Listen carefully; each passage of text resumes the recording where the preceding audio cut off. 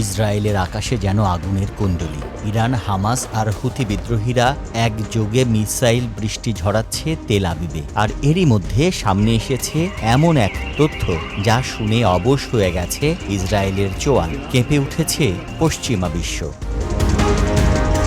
কারণ ৩ মুসলিম দেশের সমন্বয়ে গড়ে উঠছে ইসলামিক আর্মি। কে কে থাকছে এই বাহিনীতে? তুরস্ক, সৌদি নাকি পাকিস্তান?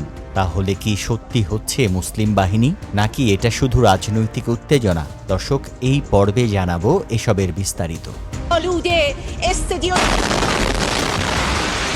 ইসরায়েলে একযোগে ৩ দিক থেকেই ধেয়ে আসছে ক্ষেপণাস্ত্রের ঝড়। ইরান, গাজার হামাস এবং ইয়েমেনের হুথি বিদ্রোহীরা মিলে ইসরায়েলের শহরগুলোতে চালাচ্ছে ক্ষেপণাস্ত্র হামলা। এই হামলায় হুথিরা ব্যবহার করছে প্যালেস্টাইন 2 হাইপারসোনিক ব্যালিস্টিক মিসাইল, যার গতি শব্দের চেয়েও কয়েকগুণ বেশি। ইয়েমেন থেকেও ছোড়া হয়েছে ক্ষেপণাস্ত্র। প্রতিশোধে ইসরায়েল বিমান হামলা চালায় হুদাইদা বন্দরে।